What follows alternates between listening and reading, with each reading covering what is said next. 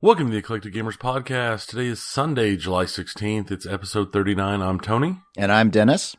And today we're going to be talking to you about pinball video games and the much lamented, never seen very much anymore, tabletop gaming. But tabletop's going to be a huge section this time because we just got done with KantCon. KantCon's actually still running right now, but our role in this adventure has come to an end. It has. But I guess first we should probably go ahead and do intros. So, Tony, I guess what's been going on since our last episode? Well, I have finished a primary playthrough of Shadow of Mordor, which we've talked about a lot lately because Shadow of War is coming out. And I never actually finished the game. I played it. I love the game, but I never finished it. So I actually just finished it the other day.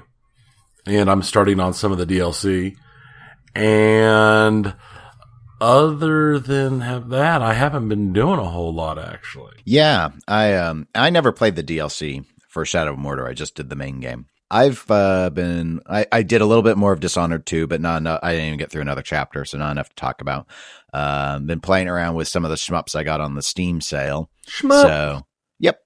So I've been doing a little bit of that. Picked up a couple more games, like Crypt of the Necrodancer was one I was watching for, and it was cheap on Steam, but I haven't started it yet. And so that's kind of the roguelike like dance thing, the one where it uses the music and everything's. It's like a kind of like a roguelike rhythm game. I don't really. All I know is, look, this shows you how great I do research. All I knew is that it was really popular. So I'm like that I heard people are really liking it. It's like I haven't really, other than Risk of Rain, until I upgraded my computer and started getting more stuff through Steam, namely Binding of Isaac. I haven't really played any roguelikes. So I saw that was one that was very well received broadly. So it was just, I threw it on the wish list. So I don't know. I would recommend, if you haven't seen, you want to try some, I'd recommend FTL also. Oh yes. I have heard quite a bit about FTL. And if you want something that's really, really hard, Enter the Gungeon. I don't know if I want something really hard. Yeah, I don't think it's as good as Binding of Isaac, but it is still a lot of fun. But it is, I think, harder than Isaac. Okay, well, I guess that's it for intros. So let's get going. Yay! Okay, pinball. Three topics I have down in our notes here that I see we're going to talk about. I think the first one's here on me, and it's very brief. Dutch pinball, which we've talked about extensively, quite a bit this year. There's not a whole lot to say other than they have continued to provide news updates. Their new quotes from their new contract manufacturer, which they liked. They say they're pursuing and that they're at the stage now where they've ordered parts to build a new prototype under this new manufacturer. They still haven't named who the manufacturer is, but the time estimate for some of the parts is as far as 9 weeks out, and this was as of Friday, so it's basically 9 weeks out from when we're recording this. So it will be a couple of months before we'll hit a time period where they would even possibly have a new machine built as just a prototype. But anyway, that's the status on that. So they're, I guess, in the process of trying to figure out how the new manufacturer would what they need to do to actually build it. Yeah, so they're basically moving ahead with everything they said they would be moving ahead with, and it's just a matter of what and where they are is what it amounts to. Yeah. And still, know nothing about the financing or the actual ability to fund the construction to actual users. There's this gap, and I know we've covered it before about we haven't talked about it extensively, but it was sort of the issue of what does ARA own, what's sort of proprietary to them, because they were involved in the development of some aspects of it, probably board sets. And if those have to be totally re-engineered now, I assume they must be if ARA actually owns the rights to them. Even if ARA doesn't own the rights to them, if the plans on the boards aren't in possess, that may just be easier to reconstruct. But regardless, since the new contract manufacturer, I'm assuming, given that it's also in the Netherlands, has no background in pinball production, they have to figure out how to assemble something anyway. So they need a prototype. So yeah, well, no, that's completely understandable. Even without the other edition, the would be a completely understandable need for them to prototype it.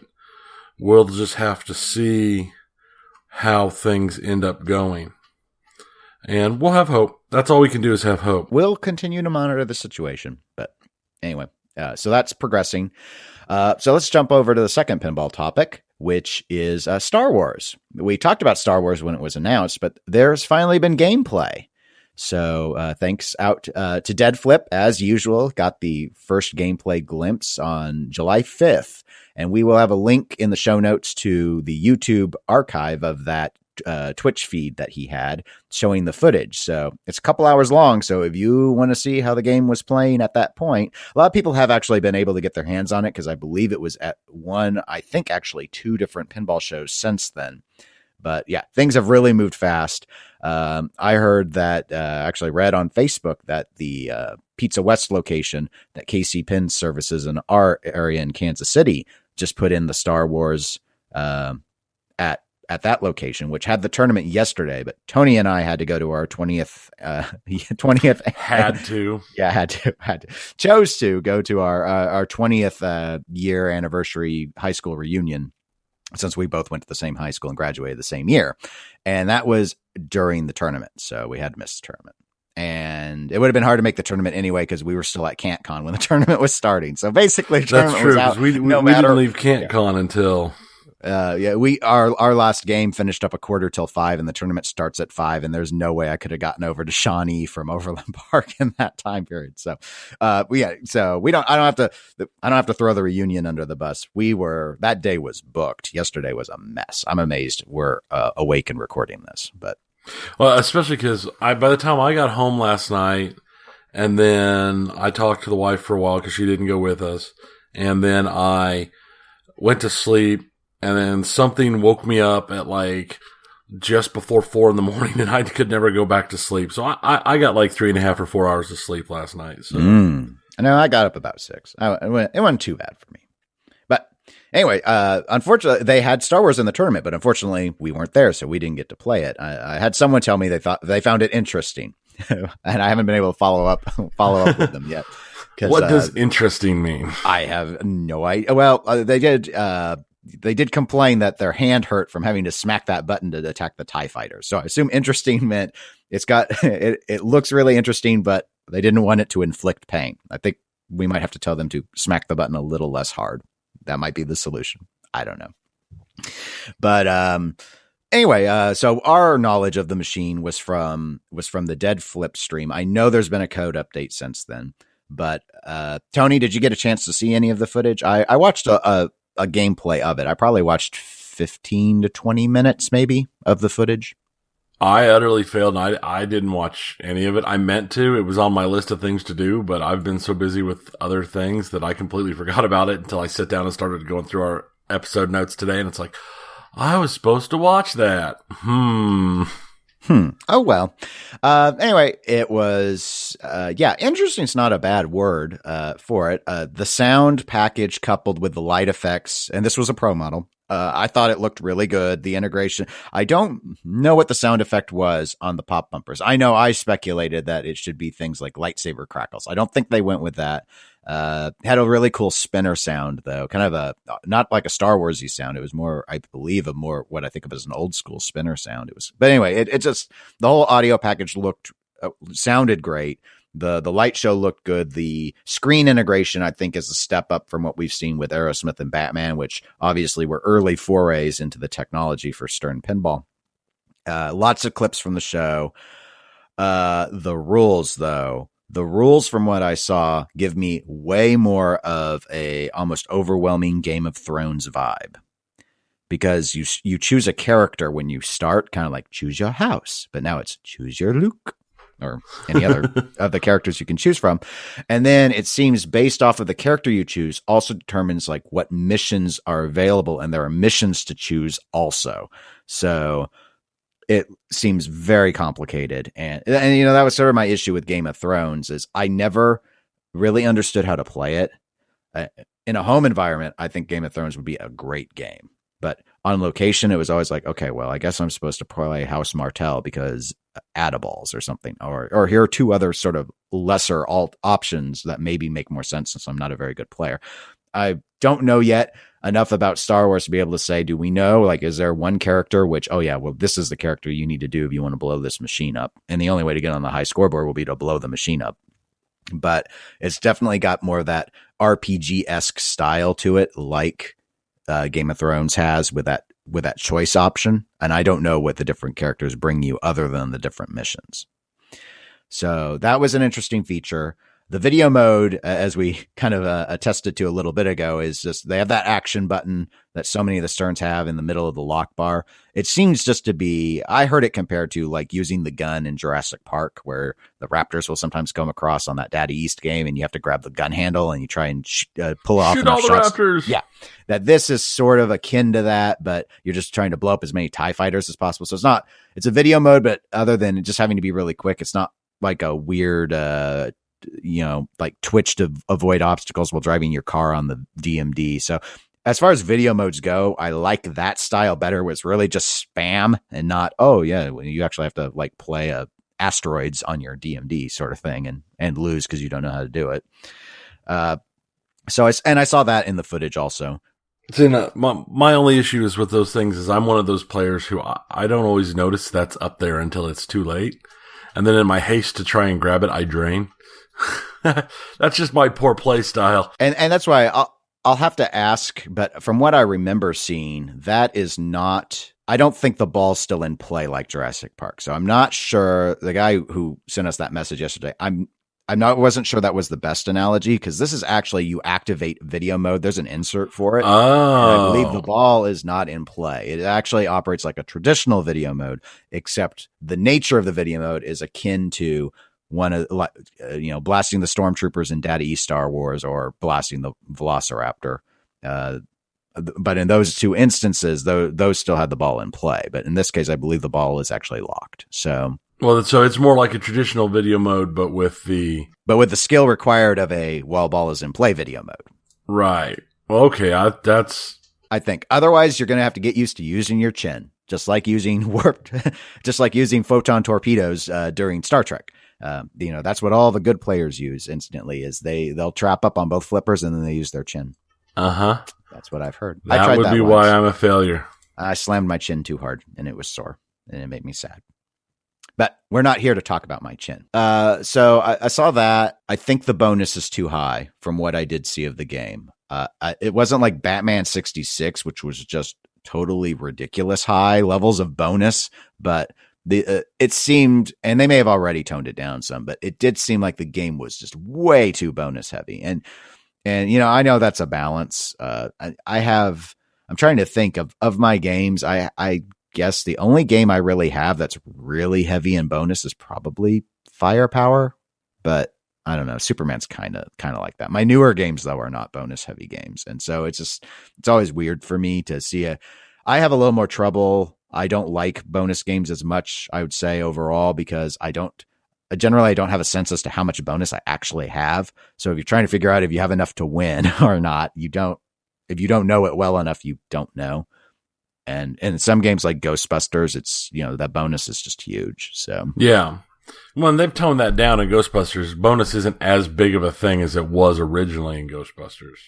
And I've heard that this is, through its iteration, Star Wars is not as extreme as it was. And I don't think Star Wars started even as extreme as Batman 66 did. But anyway, it is a bonus heavy game as it stands. And I don't imagine that will change. So just FYI to people, apparently it's a big deal in terms of the scoring on this. So it's just something to be aware of.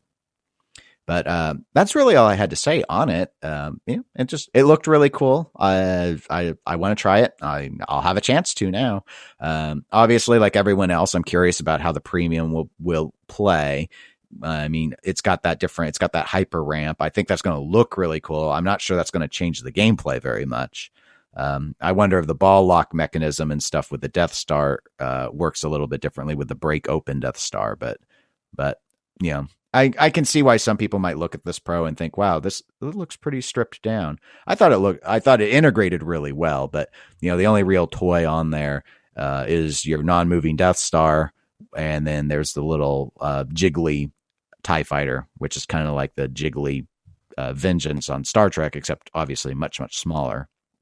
But I'm not a big toy person, so I mean, toys are great, but I don't care so much if a game has a lot of toys or just a few toys, but some people care. So toys aren't a huge make break for you. No, and it can depend on the theme. I mean, I think Ghostbusters, even the Pro, looks really populated. It's just, the little cityscape they got going on. You got the little Stay Puft in the back, and while Slimer's not big, he does move around, so he's pretty interesting to see. And even the little lame little pop-up Scoleri brothers, because no one likes them. And they are just drop targets, but the way they kind of pop up like little trolls. Yeah. That one's kind of more toy heavy than, something else or Walking Dead, with the well walker in the barn and stuff. It just, it looks like it's full of toys. This looks like it's full of ramps. And the one thing that, from what I saw, and I've heard others already obviously discuss and write about this. Oh, this is wicked fast. Holy cow. This is the fastest. God, I'm trying to think. To me, it's not F-14 fast, but short of that, this to me looked like the fastest Steve Ritchie game I've seen. I've heard some people really compare it to No Fear a lot in terms of how it actually played. It does have No Fear has no pop bumpers, so that's not a great analogy, but some have claimed that you don't really interact all that much with the pop bumpers and how he's got it laid out here. Whereas like in Star Trek or Game of Thrones, you're in the pops a lot. But no, if you want, as I assumed, especially once we knew the name who was on it, that it would be flow heavy, but wow, it seemed to play really fast. So, if you want fast games, I don't know what the average ball time is going to end up being, but if you like that ball to just be whipping around all the time, this does not look like it will disappoint. Well, hopefully we'll get a chance to get up there real soon and have an actual experience with it. Yeah. I think, this was we knew this month was going to be with KantCon and everything. It was just going to be, everything's just busy viable this month. Yeah. So we've known for months that we wouldn't be able to make the tournament here. I just didn't know that Star Wars would show up the day before. So yeah. No, I don't think that was expected. I don't think it was planned. Yeah. No, it was because who knows when you were going to get it was going to come in. I knew they were shipping. But obviously it depends on the order when people purchase them. And I think it's another local owner who owns this machine. He just wanted to put it on route initially through Casey Pens. So he apparently ordered it early enough that he got it already. Okay. Well, that's really all I had to say for Star Wars. We only have one more pinball topic, Tony. Oh yeah. And it's tiny. Yeah. It's the tiniest if we just shorten it down to PDQ, but unfortunately, it's also going to be our longest one. And it's not, it's been an ever-evolving saga. And this one, I'm trying to think of the best way to tackle it because it's fairly confusing and there's a high risk of drama with something like this. But I guess we just need to dive in. I think we'll start it with what we most recently know and then try and sort of fill out some background. So what this has to do is PDQ for Pinball Done Quick. This is an event that has been happening twice a year where pinball goes for about a week, live streamed 24/7, raising money for charity. The charity that's involved depends on whether it's the winter event called Awesome Games Done Quick or the summer event called Summer Games Done Quick. And those two events are run by Games Done Quick, which is a fundraising group that does video game speed runs for the week. And what happens is the pinball folks show up at the same place that the video game folks are at.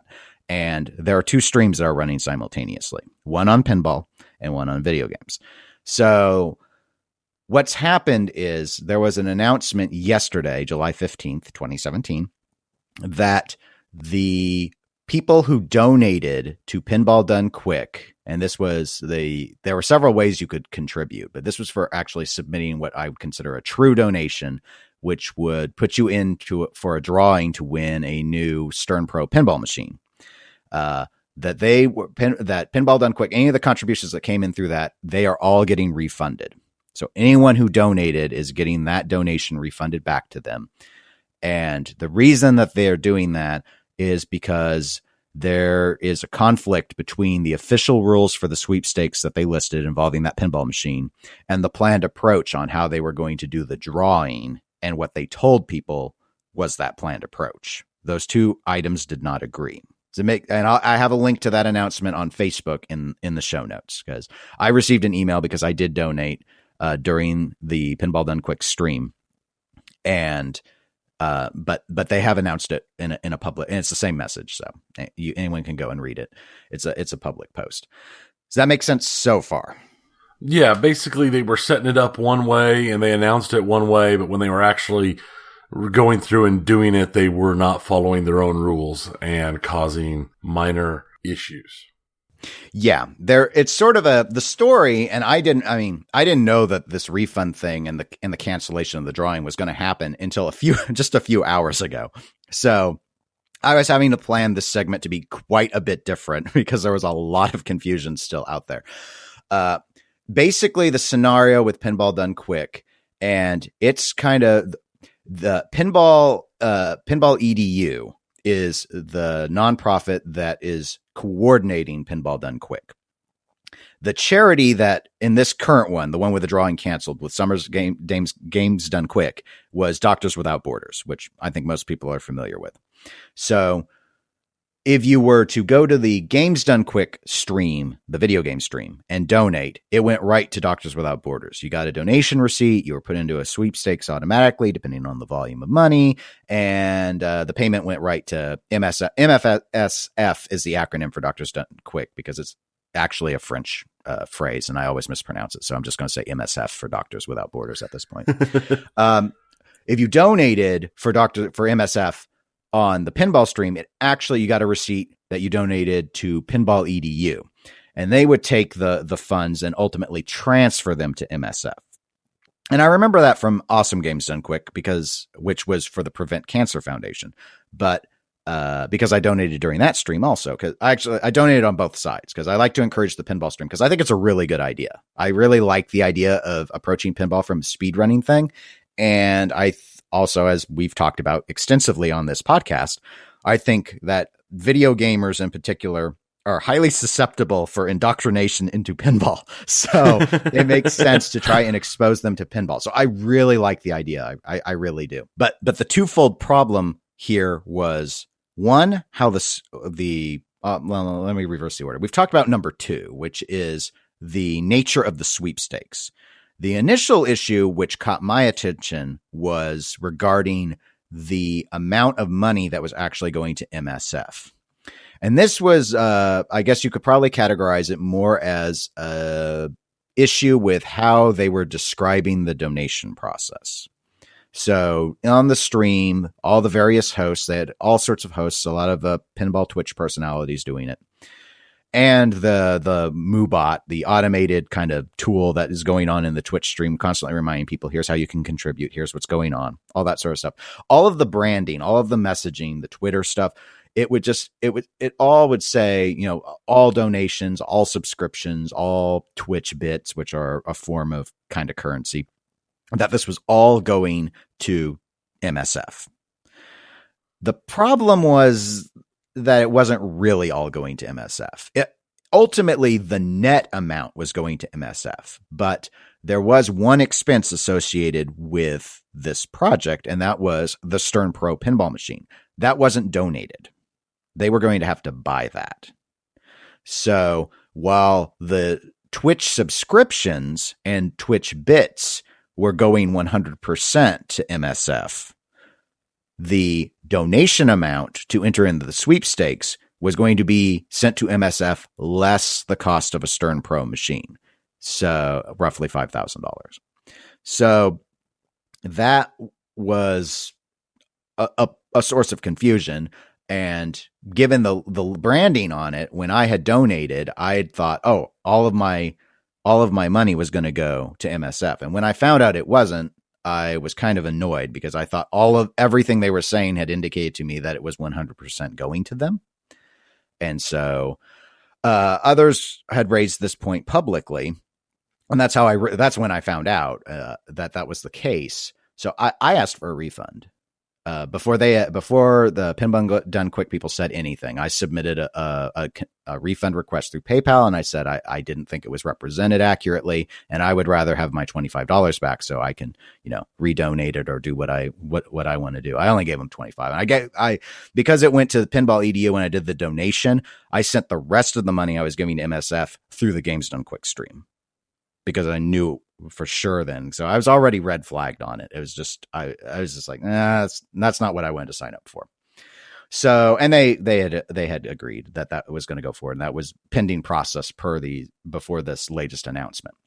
So that was the one side. And they came out towards, I guess, the end of the event on Twitter and clarified that it was net proceeds, not gross. So that sort of messaging thing I assumed was going to be fixed in the future, no matter what. But that was the easy lift. That was the one problem. But when you look back at some of these amounts that were raised, it's that pinball machine's a very significant chunk is the thing. I believe over 25% of the gross donation amount raised during this most recent Summer Games Done Quick. And that's a pretty big, ask to say, well, we're only giving 75 cents on the dollar to MSF. Well, saying that we're giving all of it. Right. When you say all donations, people are thinking, oh, you're going to send, if you raised $14,000, you're sending $14,000 over, not 9,000. So yeah, so that was kind of a mess, but they got out in front of that and they had posted a message early last week saying, this was after I did my donation request, or my refund request, but they said anyone who felt like that didn't understand and was upset could ask for a refund and they'd get their donation back. So I thought they managed that one pretty quickly. The thing was the number two that we brought up originally about the sweepstakes situation. And so I'm going to try and explain it a little bit without getting hopefully too deep into the weeds. But when you're a charity and you want to raise money, you have a variety of options where prizes are available, or there are a variety of categories of things you might think you can do, but not all of them are legal, or you need special permits and stuff to do them. So they officially were saying they were doing a sweepstakes. And in a sweepstakes, and this is what Games Done Quick on the video game side does. They do a sweepstakes. In a sweepstakes, you can have a bunch of prizes, and you can say that you can have automatic entry at certain dollar levels. So like the grand prize for the Games Done Quick folks was a computer, but you had to donate $150 to be put in automatically. That's important. Automatically into the drawing for the computer. And at $5, you got put in a drawing for, a t-shirt or whatever, or nothing. It doesn't really matter. It's an automatic entry. But a sweepstakes must have a provision where you can have basically a free option to be in for all the drawings. It can't be behind a pay barrier. Everyone has to have an equal opportunity. So the normal way that sweepstakes do this is they have an address where you can send a postcard and you'll be put into the drawings for all the items. The other condition on sweepstakes is that has to be equitable. Everyone has to have the same chance of winning. So whether you paid $150 and got your automatic entry, or you paid $1,000, or you paid nothing, you sent in the postcard to be in the drawing for the computer, you only get in once. You can't stuff the ballot box with your name multiple times. So you can't run through it Herb style where you just keep punching in until you've got an overwhelming ability to get it done. Right. It's like one person, one household, however the rules are going to be structured, but it's you have one entry. That's a standard sweepstakes approach. All right, so let's take that and we'll put that aside. Just noting that this is what, through Major League Pinball, which was sort of the official or overseen organization involving Pinball EDU, they were the one. Major League Pinball was the ones broadcasting this. They're also the ones that initially posted the refund announcement yesterday that I mentioned earlier. That's what the official rules were for sweepstakes, just like Games Done Quick does. So we got that pot. Then there's the raffle pot. This is what we see a lot with the organization we sponsor, Project Pinball Charity. Pinball EDU also runs a number of raffles, and this is very normal for charities to do as an option to do raffles. In raffles, there's a set number of tickets. You don't get any free entries. They're not allowed to give them away. In fact, that would be a violation of law. You have to buy you buy the tickets, and then you draw, and there's a guaranteed winner. A ticket will be drawn, and all of the tickets are, you don't have to sell all the tickets. That's how I believe both of the pinball organizations I mentioned earlier do it. I know Pinball EDU does it that way. There's a provision that everyone will get refunded if they don't sell out. But you can also do things where you'll just draw out of the winning pool. Maybe the prize is, you may not care. You can set it up a variety of ways. But under a raffle, you can increase your odds as long as you keep acquiring tickets. But you know how much your odds are for each entry because you know the maximum number of tickets that can be sold. So that's a raffle. And charities do raffles all the time as well. So that's a section. There is no raffle being run for Pinball Done Quick. They'd always acknowledge that it wasn't meant to be a raffle. So let's put that in our little box. Then there's the third box where if you wanted to do something that might sound like a sweepstakes, but you wanted to allow people to buy multiple entries in, and you wouldn't have to guarantee a winner. You could, but you wouldn't have to guarantee a winner. But basically that you could contribute more money and have more chances, but you weren't going to have a set number of tickets sold. That's a lottery. And most of the time, charities cannot run lotteries. It's gambling without an exception for charity, whereas raffles are often exempt. There are some states that are very strict on raffles as well, but that's the third part. So going back to Pinball Done Quick in this long-winded explanation, hopefully simplified at this point, the problem was the official rules said they were running a sweepstakes. However, during the stream, the hosts and the auto announcements, and even after the stream, under that post last week, which clarified about the refunds if you felt like you were upset that not all of your donation was going to MSF, they did indicate the plan was to draw from the sweepstakes, and the way it worked is every $25 you gave got you an additional entry. And they used the example under the last week post of if you gave $25, you have an entry. If you gave $50, you have 2 entries. And they had a postcard option like a sweepstakes would warrant, but that there was a limit of 1 postcard entry per household. So you could only ever get 1 entry for free. That's not sweepstakes. That's a lottery. This was pointed out to them, and they didn't respond to anyone who was pointing it out. And that became a problem. And that's what I thought I was going to have to spend most of my time talking about, because it wasn't nowhere did I see the folks behind Pinball Done Quick explain why they thought that was a legitimate sweepstakes. It was especially confusing because last week's announcement mentioned that thing about the postcard and that it was only limited to once per household. But if you loaded up the sweepstakes rules, it said 1 entry per household, regardless of method of entry. And it's under the how to enter section of the rules, which explains the payout model of the $25 auto entry. That also said incidentally that $25 or more got you 1 entry into the contest, not multiple entries. And at the very top of their official sweepstakes rules, it also clarified that the way the contest was structured was no purchase necessary to enter or win, and then noted right after that, a purchase or payment will not increase an entrant's chances of winning. That's an exact quote from those rules. So what they said they were going to do did not match what their own official rules said. And while I'm not an attorney, there are plenty of guides on how to set up charity draws and the limits of what you can and just cannot do. And I thought in less than 30 minutes of work, it looked really obvious to me that what they were running was an illegal lottery if they went forward with the drawing. And so I was very confused why they, in their announcement, sort of doubled down on that was the plan. Especially because it just went against the official written rules, which were, very legalese structured. I can't say they're identical to Games Done Quick, but it sure felt that way. So it was really weird. I didn't see any public comments on that aspect, but apparently I don't know if maybe they talked with their lawyer behind the scenes and they just weren't saying anything public, but they're at the point where they've realized that what they wanted to do for the drawing the name didn't comply with the sweepstakes rules.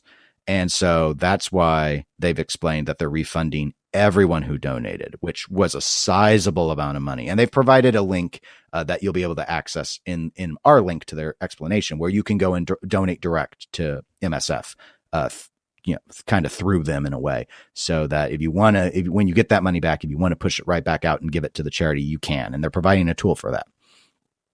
So, my thought is this was probably the best solution they could have come up with, because I get it. They were totally in a bind. They went forward. They had told everyone all week that if you paid more money, you'd get more drawings. They almost assuredly would have raised significantly less money if people hadn't been under the impression that they were buying more chances to win a pinball machine.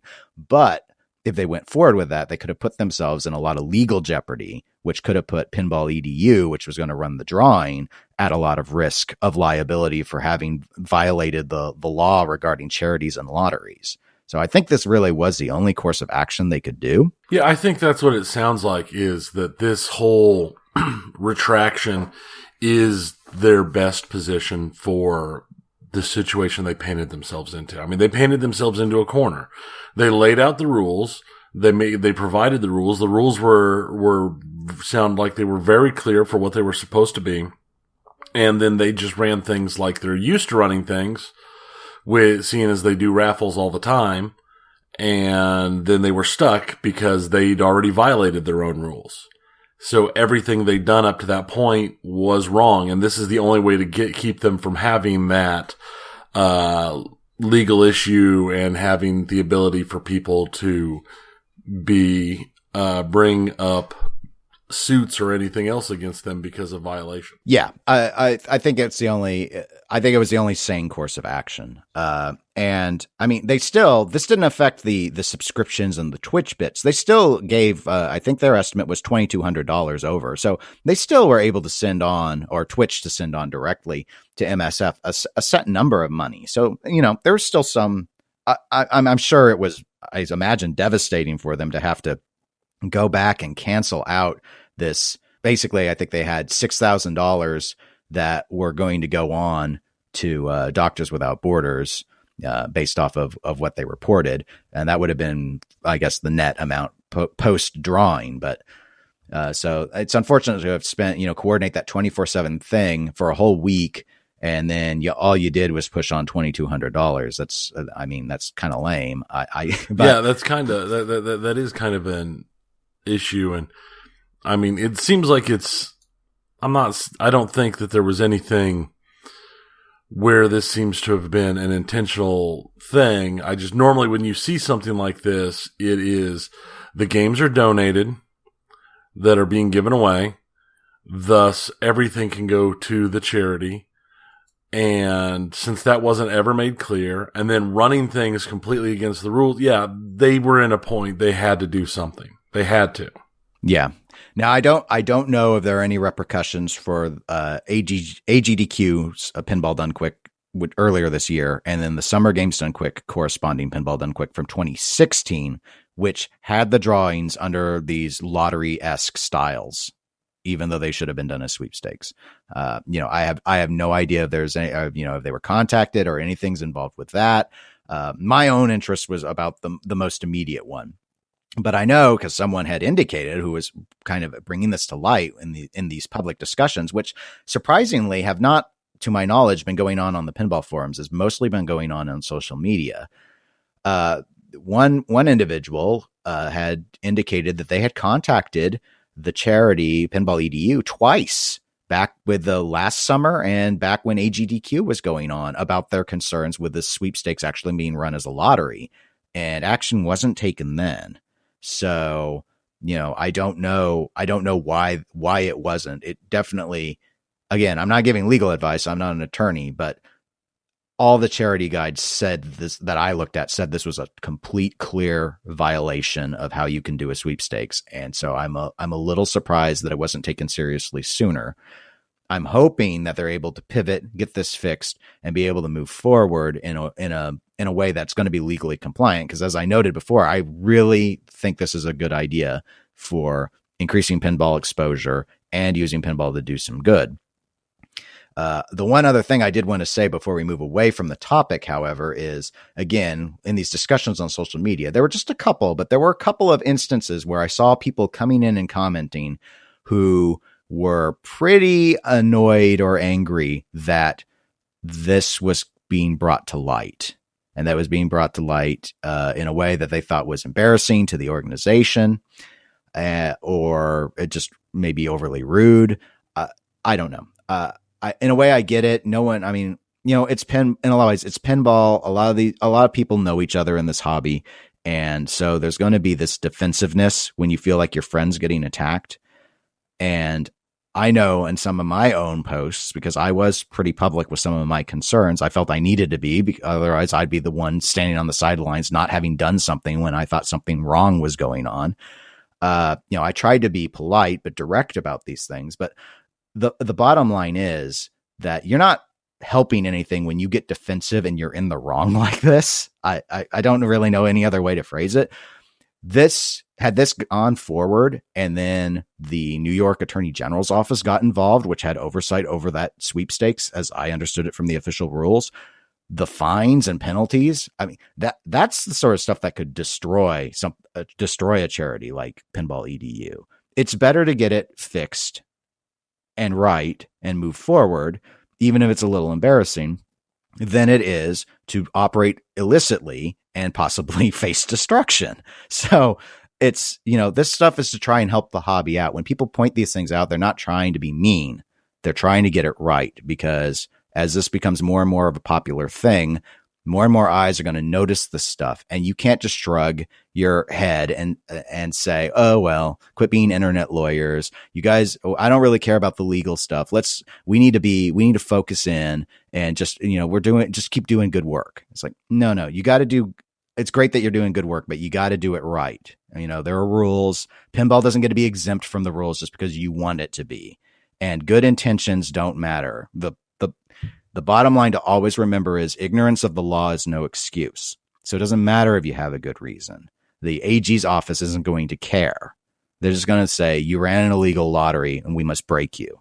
So it's better for the community to figure it out and let you know now so that you don't have that happen. It's just for the, it's to help. The whole point is to help. We don't want people to feel cheated who are donating, and we want the money to go where it's supposed to go. And we want the organizations that want to do good work to be able to exist and continue to do the good work, but they got to play by the rules.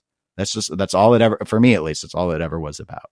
So regarding this particular fundraising drive, I'm satisfied with where it has ended, and I'm hoping that it's a good learning experience from everyone, and we can go forward in a productive, positive manner when AGDQ 2018 rolls around. Yeah, I'm hoping that this is just a bump in the road and they can get back on track. I mean, you have to follow the rules, like you said. And especially when you laid out the rules and you published the rules, you can't just go do something else entirely. That's not how the system works if you want everything to work, and you don't want people to think horrible things about you and what you're doing.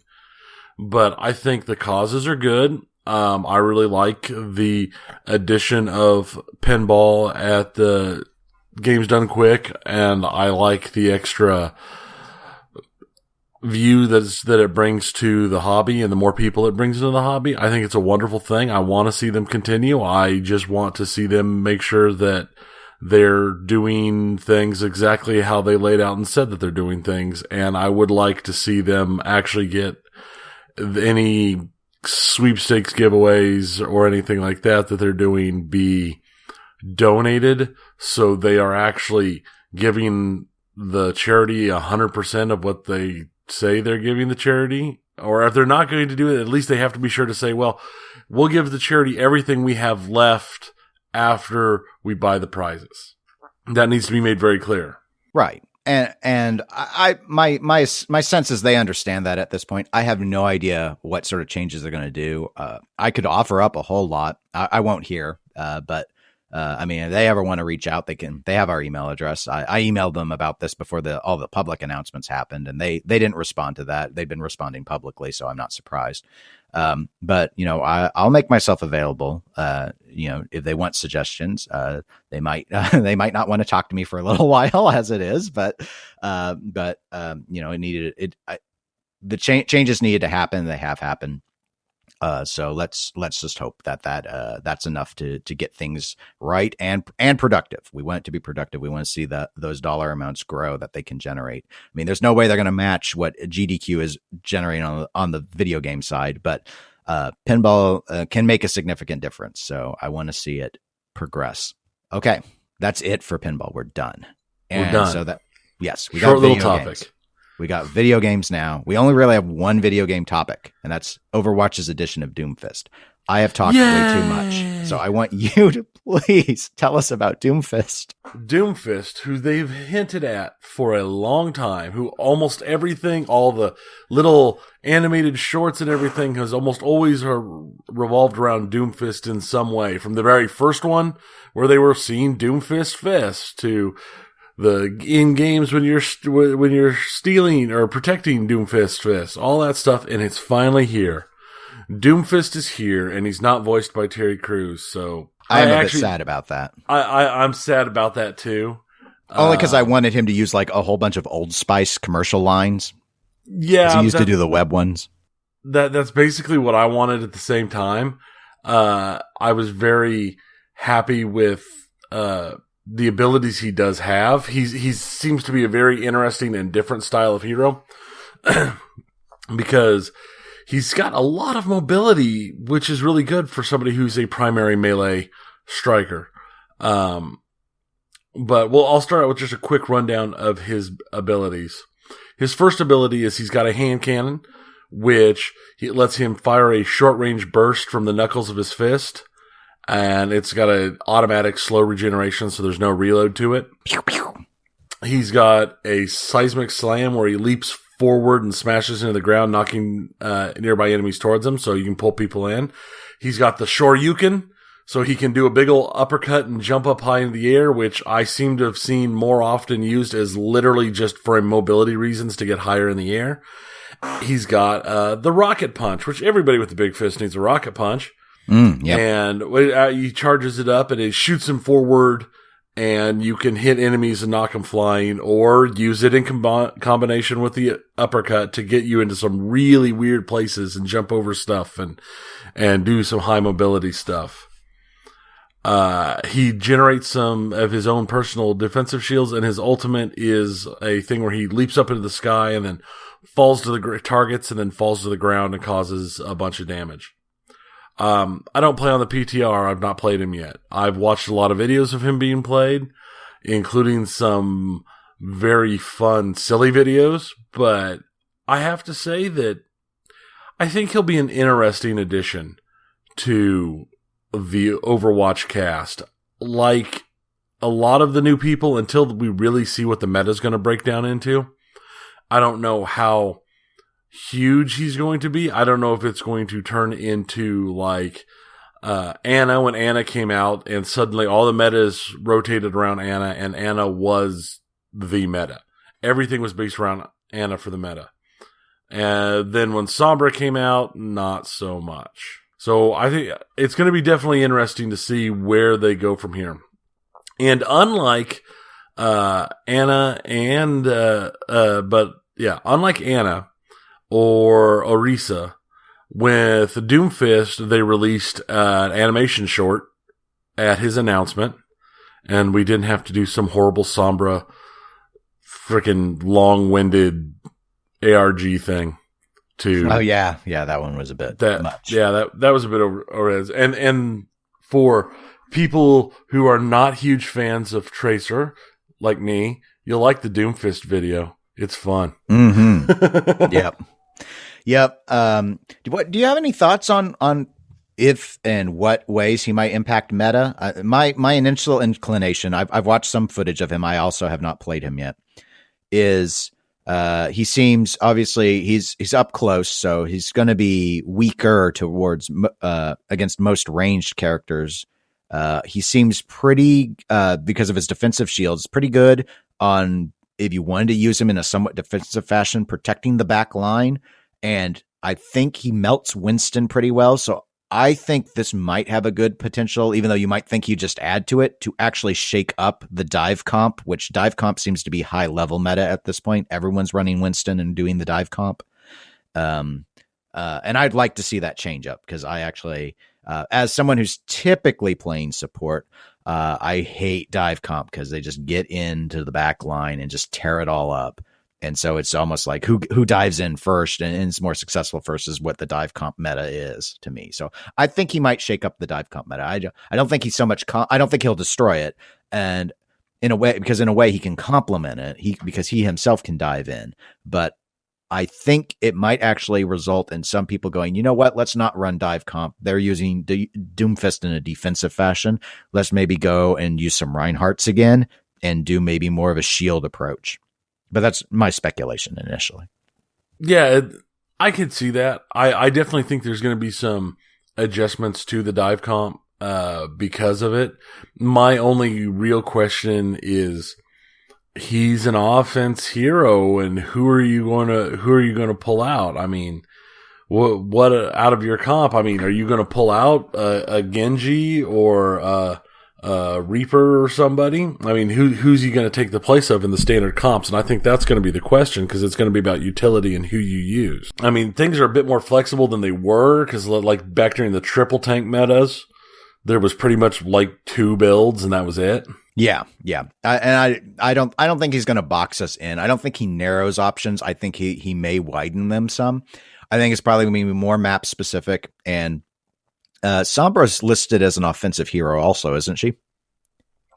Yeah, she is listed as an offensive hero, and she seems to be a pretty hard counter to Doomfist, actually. Mm-hmm. Yeah, from what I've seen, he's so ability driven. Yeah, that makes a lot of sense. But what I was going to bring up was the fact that, again, mostly on the higher level play stuff, Sombra seems to be most often chosen. She's not chosen a lot. There are a few maps though, mostly used on defense.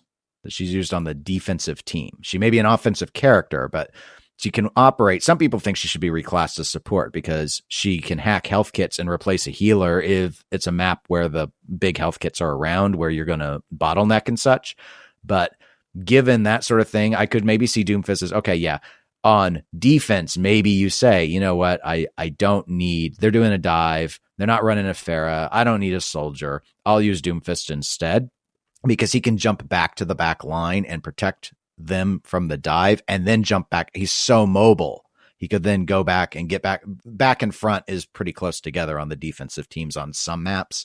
So that's kind of, I'm really tea-leafing it here, trying to read what it might be. But that's what I'm kind of wondering. He might be an offensive hero that we only see on a few maps in defensive scenarios. For instance, I think he's got more potential than Sombra does. Sombra is, there are like 2 maps I ever see her on, other than when I play. Then everyone thinks that they know how to play Sombra, and all they do is hide the whole time and make me lose. I think Sombra is one of those characters who I think is a very interesting character lore-wise, but actual playstyle-wise is not nearly as big of a addition as they probably hoped it would be. And again, they opened up the first new character added was Anna, and she changed everything. She changed the whole game, and she's still, even after multiple rounds of nerfing, still a massively popular character who is very, very good in all of her use situations. Mm-hmm. Yeah. Sombra was a weird one in a way because the cloaking, some people think that sort of stuff goes against the spirit of a shooter like this, where you can actually hide and get behind people because you just can't be seen, sort of things. And different than Reaper with his teleport. It was just, I think some people just don't like the concept of a character that relies totally on hiding and warping away automatically. You know, Tracer, at least you can predict her movements. She can't just warp anywhere from where she left her beacon.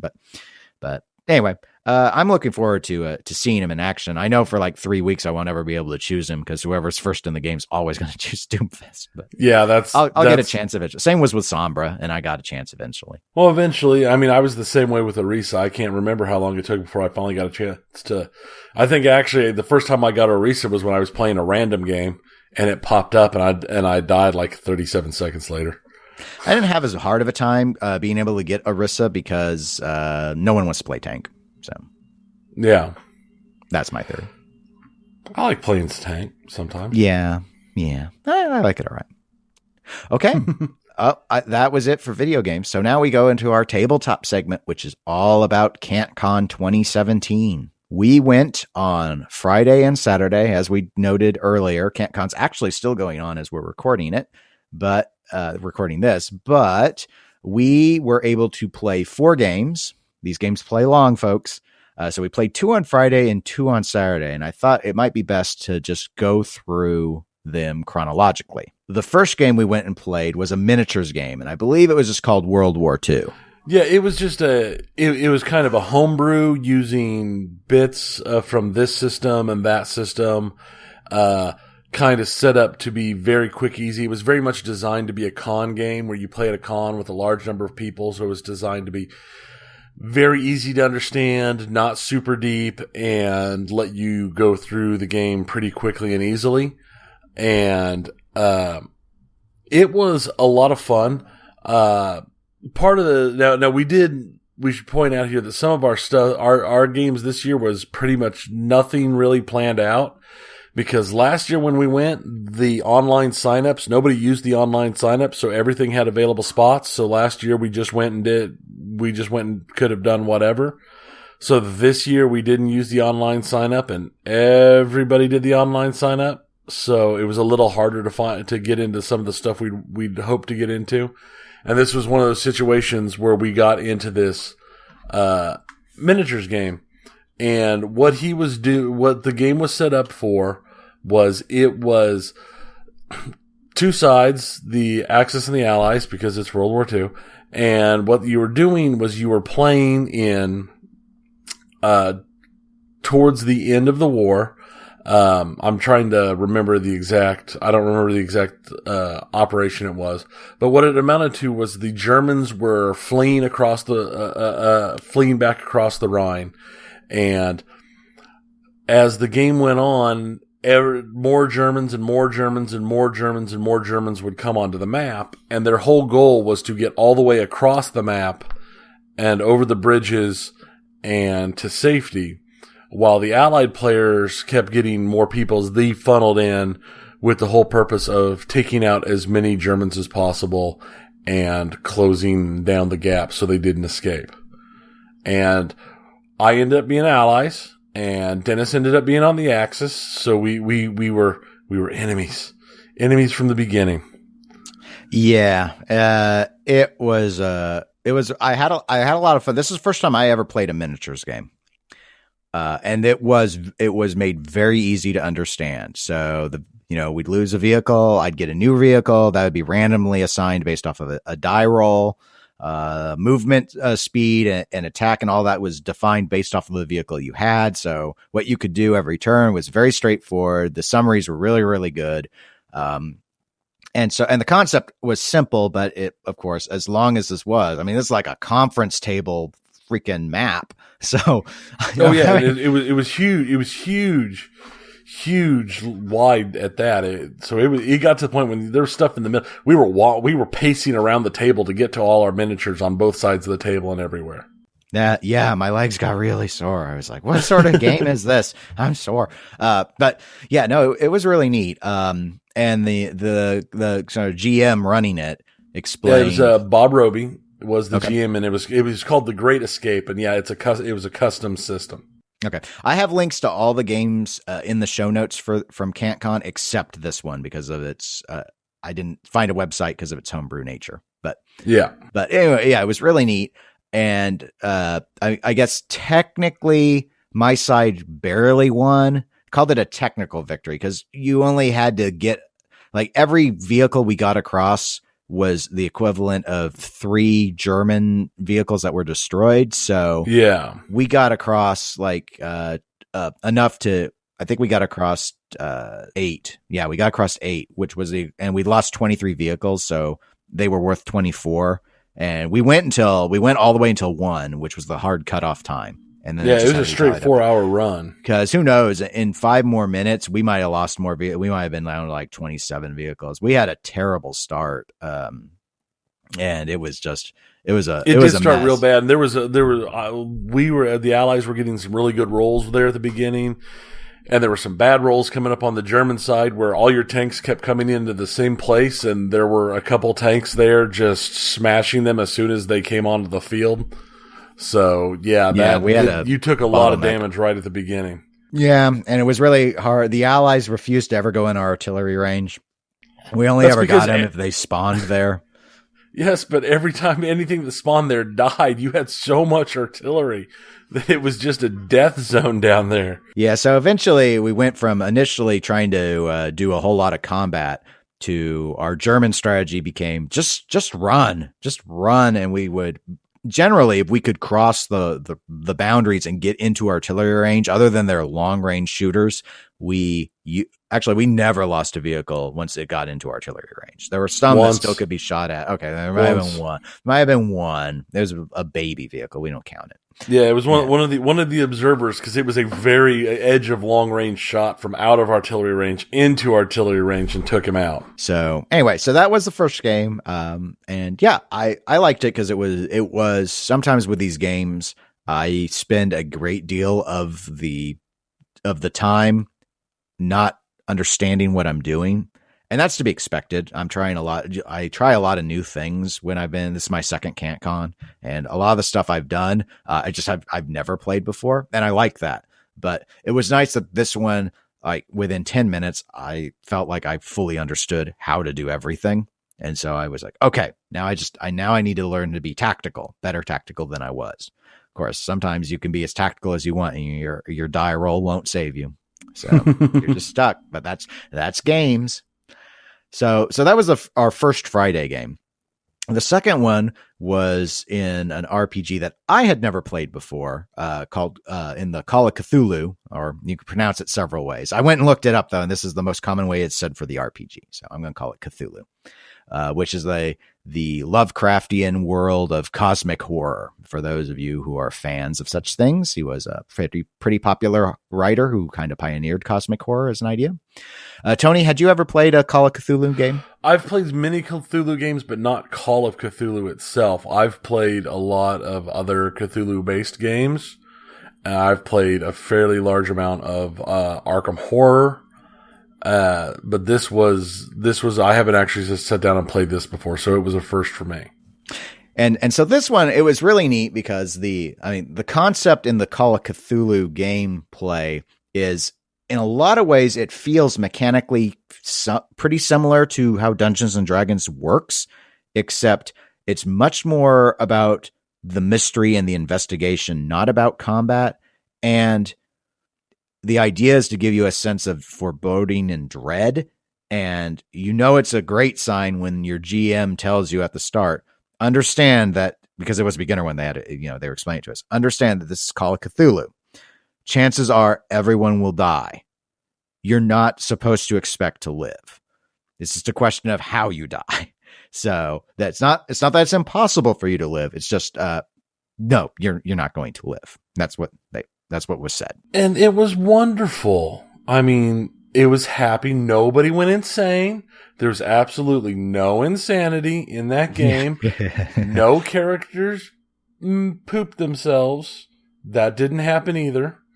It was naturally. This is a KantCon episode, so we got to go into the meat on these things. I have to sit through who knows how many podcasts where people are trying to tell me about every game and what they did in pinball in a tournament, and I'm like, I don't care. So now you guys are going to sit through this. So we're exploring a pyramid, and initially there were 3 of us.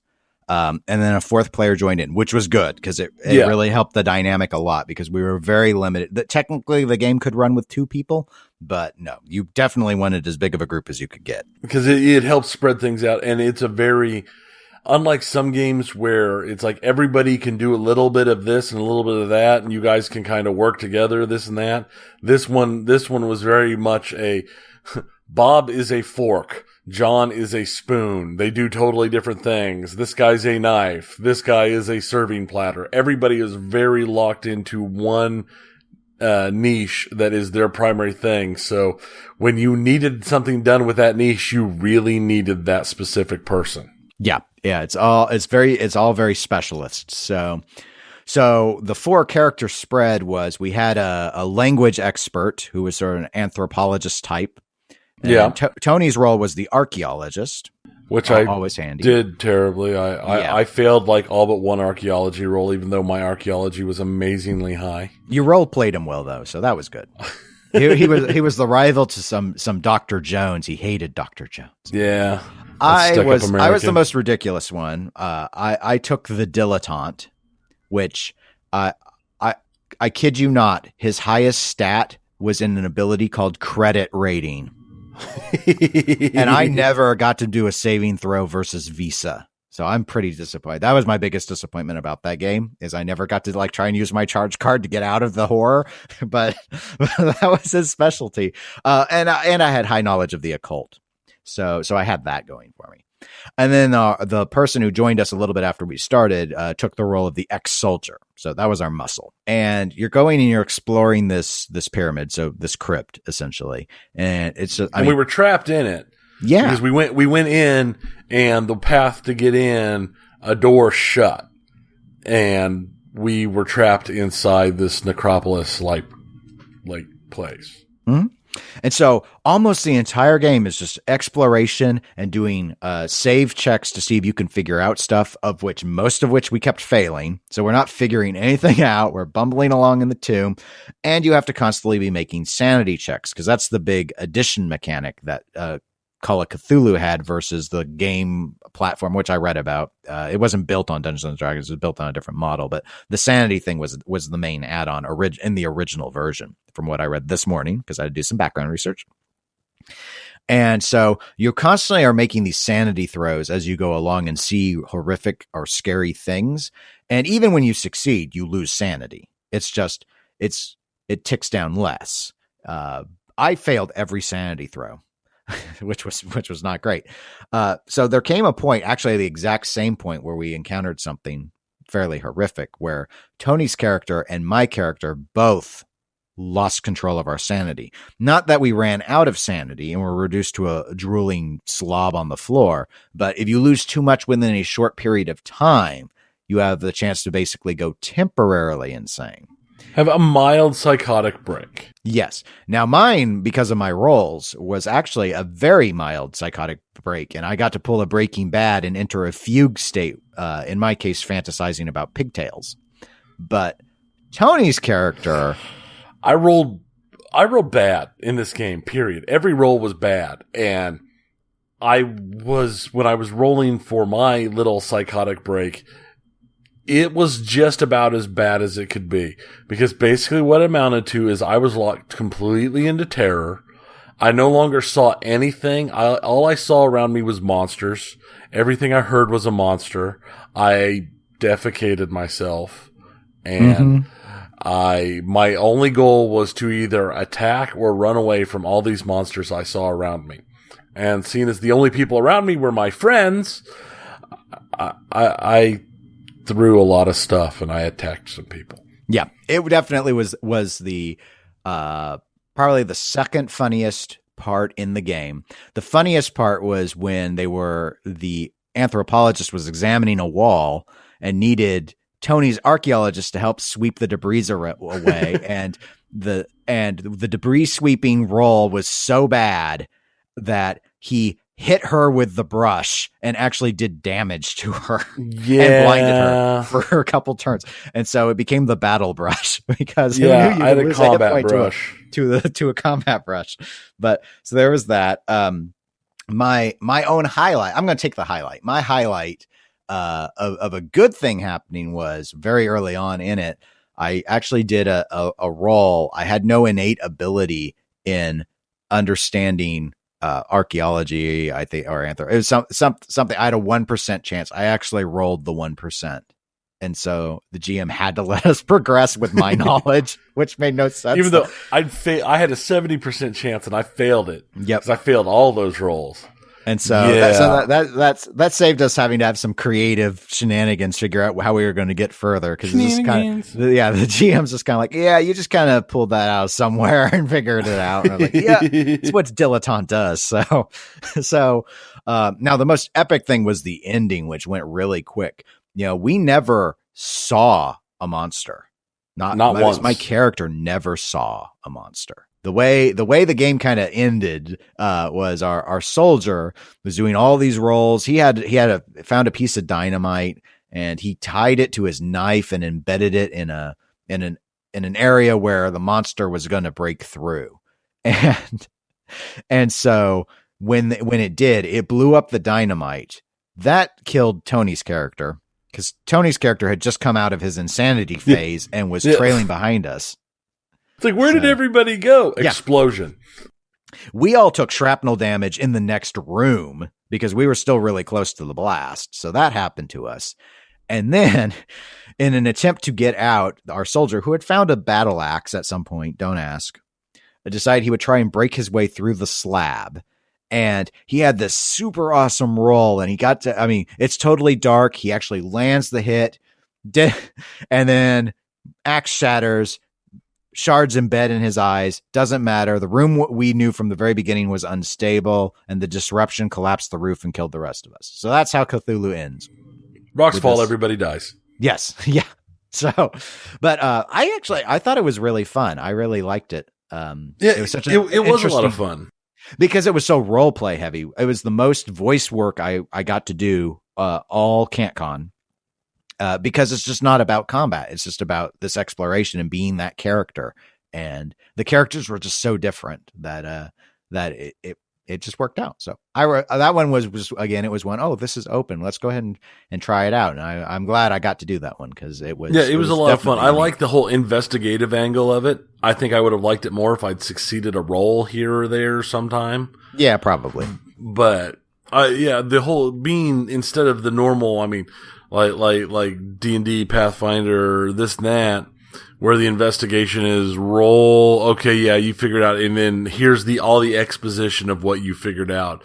Is they were actually, well, okay, you succeeded on the roll here. Here's some of the stuff here's what you have figured out from knowing this, but that didn't have the exact answer to whatever you were looking for. You still had to piece stuff together and try and figure out what was going on and what was the greater mystery. Which we utterly failed to do. But the fact that there was no combat other than me blindly in an insane rage, trying to protect myself by throwing gold and gems and trowels and anything I found at people, there was no combat. Even the soldier never saw the bad guy. We knew he was there because he was punching through a solid stone wall, but yeah, we ended it all before that actually became a problem. Other than the dynamite sticks damage, the fatal damage to Tony's character and shrapnel damage to the rest of us, the only other hit point subtraction that ever happened was combat brush. Yeah, that was, and it was a lot of fun. You would think, especially with a con game, it's like, well, con games tend to be combat heavy and RPG light, but it wasn't, and it worked really well. It's a system that I don't think I'd have any problems playing again, honestly. Mm-hmm. Yeah, no, I thought it was pretty keen. And so next day was another role playing game. We finally got to do our D&D Dungeons and Dragons 5e edition. Barely. Oh gosh, it was. I was getting iffy. Yeah, it was. They were all full. We learned during the setup for that last year's KantCon, they placed a lot more GMs or game masters in as available, so they were able to open up a lot more tables when the demand was there. So that's why it was so easy for Tony and me to get any game we wanted.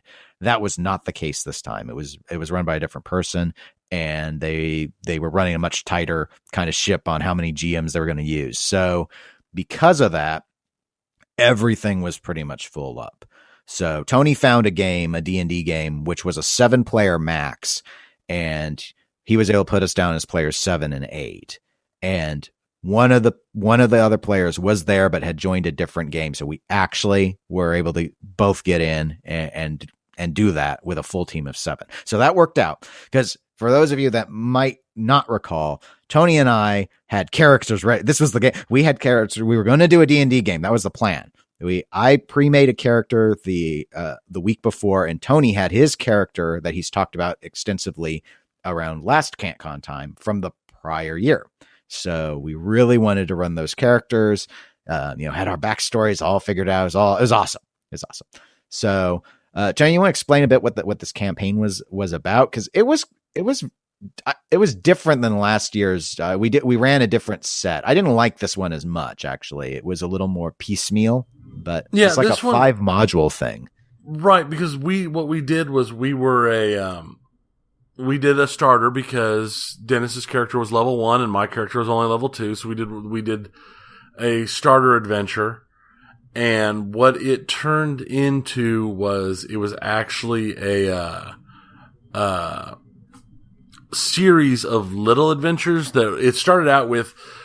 Our group was put together and hired to go find some treasures that was stuff being left over from a major event that happened in a previous Adventure League season, adventure thing, not the one we did last year, but another one. And there were treasures left over from this cult that was destroyed. And the goal was this person that had hired us had tracked down where all these treasures were, but they needed the muscle to go in and get them. So we were meeting with them, and when we went to meet her, she was dead. Somebody had killed her and stolen her little Holy Grail diary of all the information. But luckily, she had some other notes that we were able to piece together the locations of the 5 treasures. And so what we ended up doing was jumping straight. It was using those to let us do the 5 individual little modules, of which we only got 3 done. But to go in and check out to try and get the treasures from before the people who'd killed her and made off with the notebook. Tony and I were the only ones who brought characters. Everyone else used a pre-gen, which is to be expected in those intro ones. Yep. It was good that Tony actually got in because we had essentially no tank before that. I know there was one guy who had there was a monk. There was a monk, and he had pretty high armor. So he had high armor, and we had no cleric. No clerics, no druids, no. Everyone wanted to be a ranger or a thief. And you know what? I'm sick of playing RPGs with thieves. They annoy me. Yeah, they do. They can, depending upon how they're played, they can be annoying. This one wasn't as terrible as some I've played, but we had a monk, a rogue, a wizard, 2 rangers, Thuggish the Barbarian, and your warlock. Yes. So we actually had good DPS. Oh yeah. We just didn't have meat shields other than me, and the monk was able to do meat shieldy stuff because he had fairly high AC, but he had very low health. So it was like a ablative meat shield. Yeah. Yeah. I don't know. I went down twice in this campaign, so and I kept trying to hang back because as playing a warlock, I have ranged abilities, and that's all I ever used were my range. I had to get close once, and it worked out quite well when I did to use a very powerful ability. But yeah, it was. It went along. We kind of had to rush through the 3rd module that we did because it was just we were really running out of time because. With 7 people, it was just progressing fairly slowly. A lot of rolls were also not coming up well, so some of the combat fights I think took longer than the GM thought they ever would.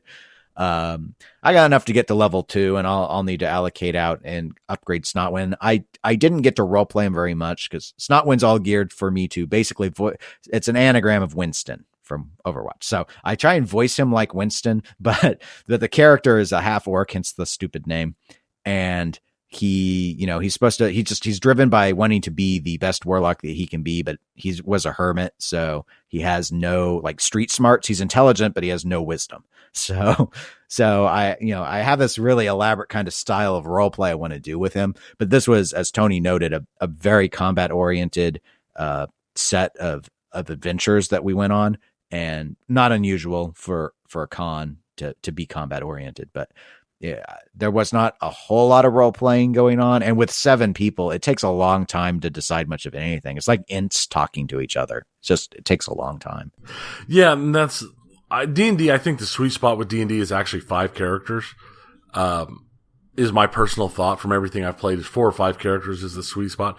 7 is as big as you can really go, and it starts getting a little slow and a little chunky, but it wasn't bad. It was fun. We had some stuff. It wasn't nearly as RP heavy as, well, definitely Call of Cthulhu, or as RP heavy as the games we played of 5e last year.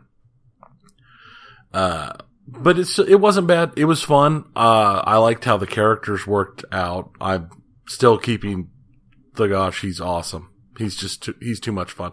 I literally referred to every other person as a puppy. That's the only reference. No, I never said anybody's name. Everybody was pup because of his background. That's why you got player of the game, because you were able to work in the most role play elements, and not to mention you also saved everyone's life pretty much. So I think those two things kind of worked in your favor. That also helped that you were all level 1 and I was level 2. So I had literally more than twice the health of everybody because none of you guys had any health. Yeah. I already had a lot of health because I was a barbarian and I was a level ahead of you. So I had a ton of health compared to you guys. And I took a lot of damage, but I never got knocked down to the levels you guys did. Should have raged. Oh, I know. I forgot to rage so many times. Oh, it's terrible. Yeah. I forgot that when I fall to 0 hit points, I actually go back to 1. So I shouldn't have been down the first time I went down. But I forgot about that racial trait on my sheet. Oops. But yeah, no, I had fun with it. Okay, well, let's go ahead and hop to the last game we did at KantCon, which was a card game. So we really mixed it up this time. Miniatures, 2 RPGs, 1 combat-oriented, and 1 exploratory RPG heavy oriented, and now a card game called Z-Gate Crashers, which Tony, you've played a lot of card games. Is there any other sort of card game you would maybe most compare it to that's like a big known card game? No, I really, it's got like a couple mechanics that are similar lightly to some other games, but nothing that is just like, oh, this is a refined version of that. Yeah, no. It seemed really unique to me. But I have a lot less experience, so that's why I wondered. But the premise is very straightforward. You're around a table and you have cards, which a variety of sort of spooks and zombies and wraiths and all that get drawn up and are coming out of emergence holes. Think Gears of War style.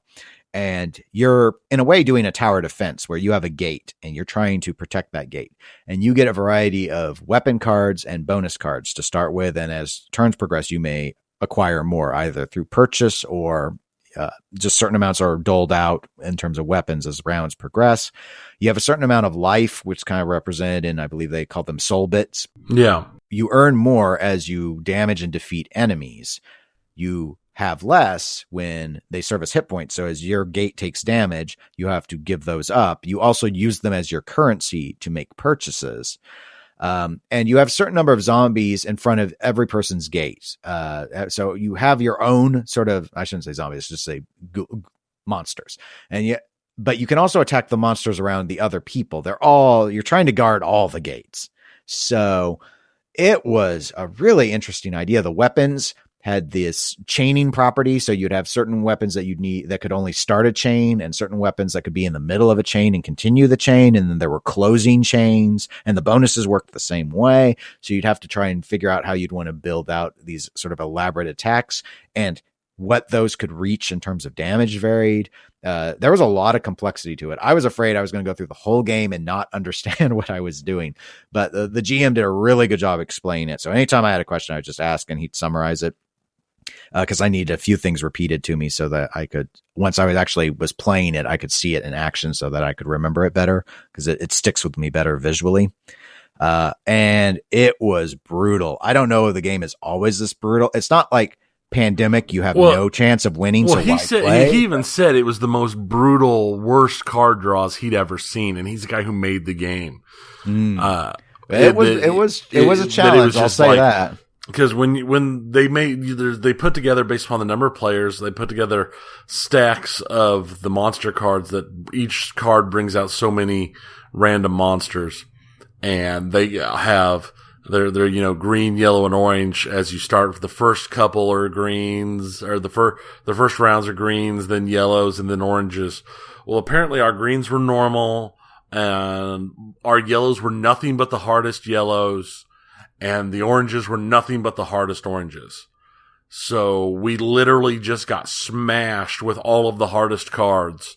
So by the time the oranges were out and dropping huge numbers of the most powerful monsters on us, we were still trying to work our way through the yellows because there were so many and they were so strong. And it's a game where, with the right card, you can help each other out. And you can trade, and you can use your abilities to hurt monsters on the other guys. We had no chance because we were all so overwhelmed because we had such terrible draws that we were just completely overwhelmed trying to keep ourselves alive. I mean, I had this one run where I chained together all but one card in my hand, and I'd spent almost all of my health buying extra cards. And it was about the only thing, and I had several cards that had been saved from the previous round because they could be used twice if I spent some money on them. So I had this enormous chain of cards, and that pretty much kept me alive through the second round when I should have taken a ton of damage. It mitigated a lot and killed a lot of stuff. And then the next round dropped, and there was even more larger, heavier, worse things. It was bad. I mean, not bad. Like I enjoyed the game. I thought the game was kind of fun, and I wouldn't have an issue playing the game again, especially once I get to get a better chance to know it. And I know it's still in like a playtesting phase, but it was bad as in we were getting smashed. Yeah. Tony was in the best position when the game was wrapping up. And one of the mechanics is when the monsters defeat someone, they all shift over to one play. I mean, it is a rotation style. So you knew if I died, I knew who would get the next, that they get them all. They get all my monsters. And when that person dies, it then falls towards this next, it's like the opposite rotation of the turns. So it's like we were going around the table clockwise. So that means the monsters, if they win, move counterclockwise to the nearest person. So it just became this cascading mess. So we lost a person, and so his characters shifted over, and then that person that they shifted to survived, but then I died. So he then got my stuff after the next round, which I chained everything I had together, and it barely made a dent in anything. Yeah, you had so many of like the largest, meanest monsters. Yeah, and then when I barely could hurt him because I was dying to the little stuff that was but I had to start focusing on the little stuff because like the little zombie cards, they don't even roll. They're guaranteed to hurt your gate. So I had like 10 of them. I had to fight them. But meanwhile, these things that get to have a chance to do 10% of your health damage every time they move, even before they're at the gate, are getting to march with impunity. And every single one is a chance. So every single one is a roll to see if it can do it.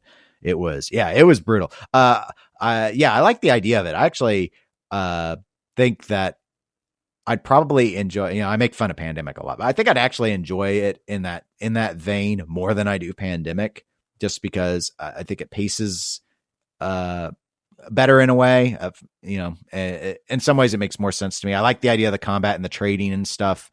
And it's not all about like just trying to navigate a map and stuff. The hardest part for me was keeping track of like, all right, these weapons can't be used at the gate, and these weapons only reach this far, and where is everything currently? And it is fairly challenging if you want to help others to really be aware of where everything, it takes some time to actually be able to look at all the monsters and be like, how much health does this all still have? And the monster types are pretty unified. So you have these cards and you can kind of look at your own to know what they all do. They've simplified it where they can. So, but it was enjoyable, even though I was the second one to die. Tony got player of the game on that as well, because he lasted the longest. And that was just because I was the last one in line as they marched, as the monsters were marched back around us to. I died. I would have died too, but it was just like, okay, well, the game time's over, and we've all lost. The GM acknowledged. I mean, Tony and the GM were in pretty good shape. I think, they could have probably lasted more rounds if they weren't about to get the other 3 of our character cards dumped on them.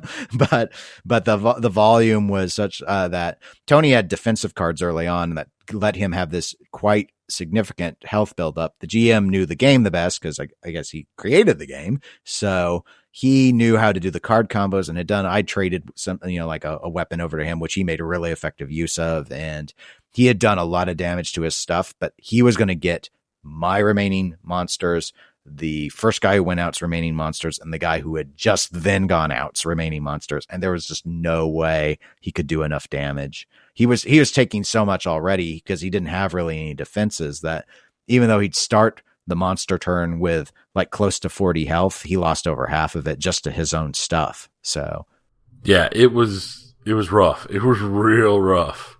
But it could have been, I could have seen it being pretty awesome, maybe with a few minor tweaks, maybe. Part of that might have been helped with if we'd been on a table that wasn't quite so large, because that table was way bigger than we needed. And that's probably where a lot of the side issues, in terms of especially knowing how I could help other people, which I other than trades, I never attacked anyone else's monsters. I didn't either, but I mean, I always had such a huge pile of monsters in front of me. At no point could I go, well, I've got enough spare damage here, I can help somebody out over there, because it was taking everything I had to not get smashed in the first couple rounds. Yeah. No, it was the same. I always had plenty of stuff to deal with and fail at dealing with. But that was our KantCon experience. It was fun. It was. I enjoyed it quite a lot. When I started seeing how full things were, I was really afraid we weren't going to get a chance to play anything good. And we will sign up online next year. Yeah, next year we're definitely going to have to be smart about it. Well, I think we made it to the end of the podcast, Tony. I think so. A reminder to listeners, if you want to reach out and ask us questions, you can email us, eclecticgamerspodcast@gmail.com. We're also on a variety of social media. I'd say most active on Facebook, which would be facebook.com/eclecticgamerspodcast. We're also on Twitter and Instagram, both places we're eclectic_gamers. Until 2 weeks from now, I'll say goodbye, everyone. Take it easy and have fun.